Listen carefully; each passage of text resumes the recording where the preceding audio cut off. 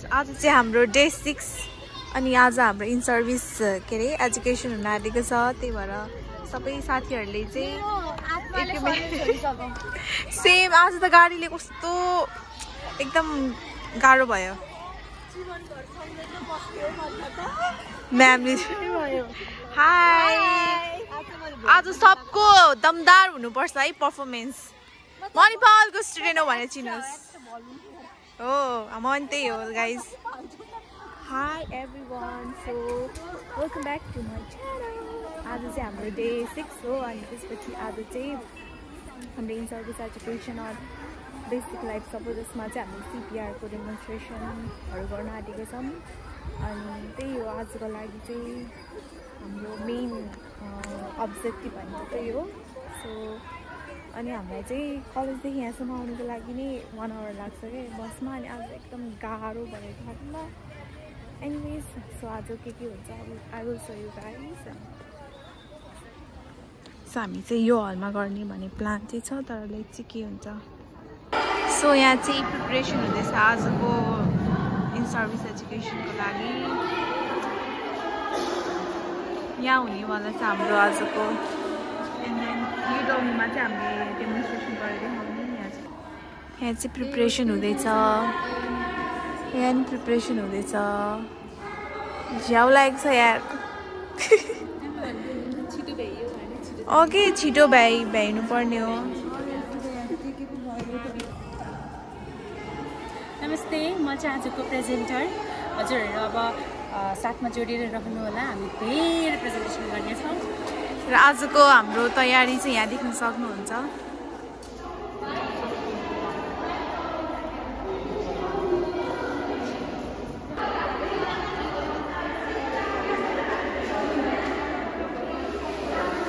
Preparation is still going on.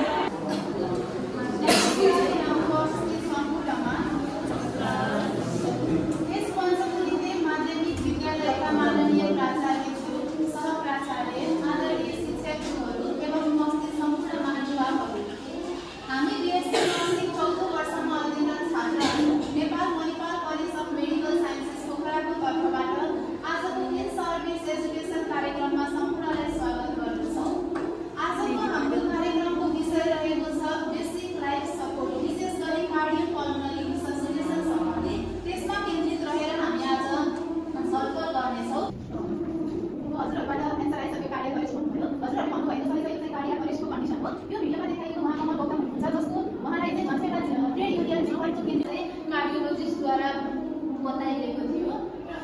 अर्को भिडियोमा पनि देख्न सक्नुहुन्छ। यो भनेको पनि उहाँ हाम्रो पाकिस्तानमा एकजना शिक्षकले चाहिँ पढाइराख्नु भएको बेला उहाँलाई पनि अचानक कार्डियक अरेस्ट आएर चाहिँ रगतको मात्रा चाहिँ सञ्चालन भइरहेको छ, जसको कारणले गर्दाखेरि चाहिँ हाम्रो शरीरको हरेक अङ्गले चाहिँ राम्रोसँग आफ्नो कामको सञ्चालन गर्न सकिरहेको हुन्छ।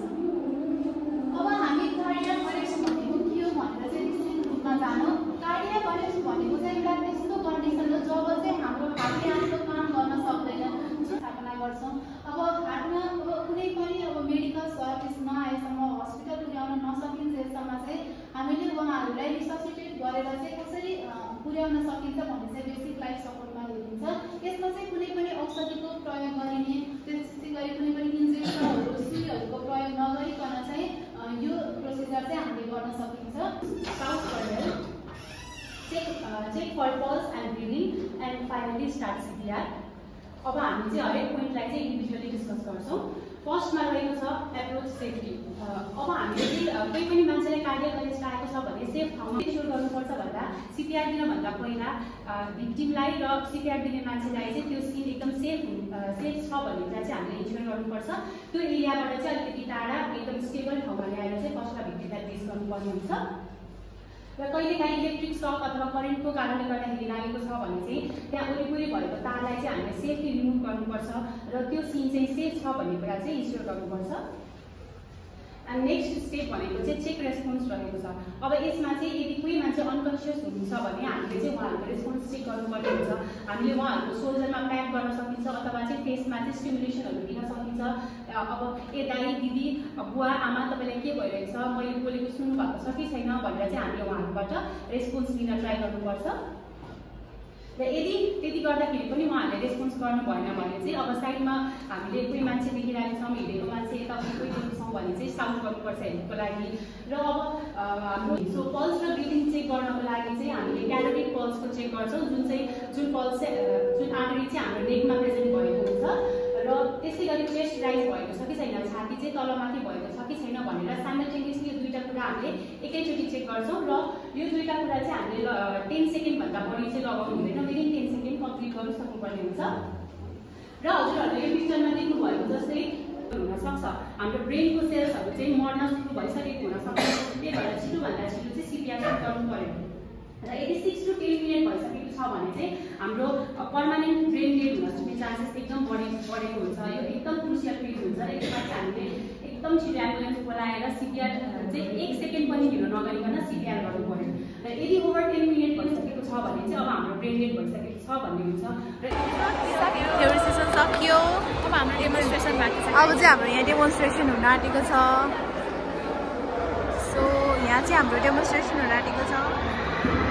अनि बाहिर चाहिँ प्रोग्राम गेमहरू भइरहेको छ बच्चाहरूको, त्यही भएर एकदमै नोइज छ। अनि आजको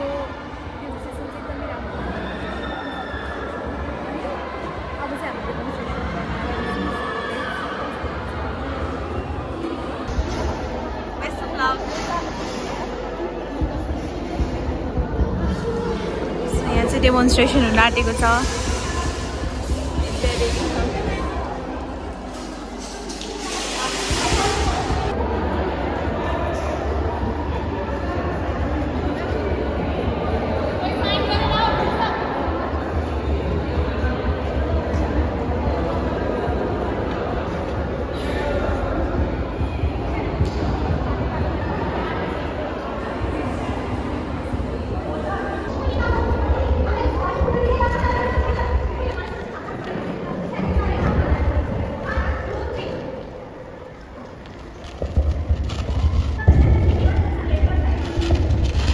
हेलो हस्पिटल, यहाँ पञ्चमुनि विद्यालयमा एकजना व्यक्ति एक्कासी ढल्नु भएछ, छिटो एम्बुलेन्स पठाइदिनुहोस्।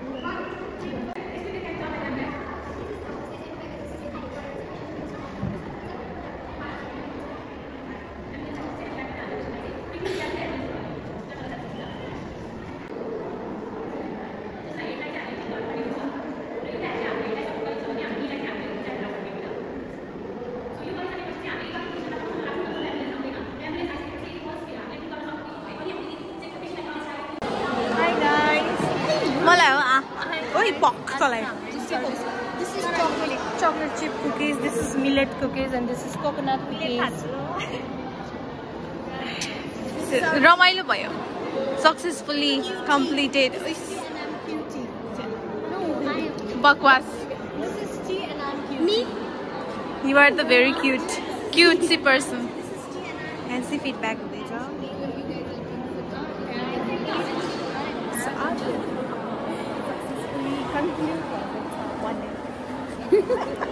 यो चाहिँ आउनै पर्छ। सो यहाँ चाहिँ रिडेमोन्स्ट्रेसन हुँदैछ।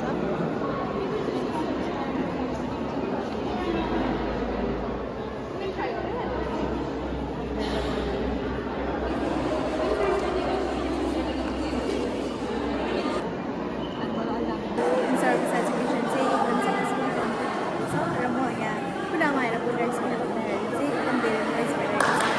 And we are very happy किनभने यो चाहिँ हाम्रो एकदमै big taxi here, so you can see successfully conclude भयो and we are अहिले चाहिँ टी टाइम भइरहेको छ अनि हामी चाहिँ यहाँ भोकले पीडित भइसक्यौँ।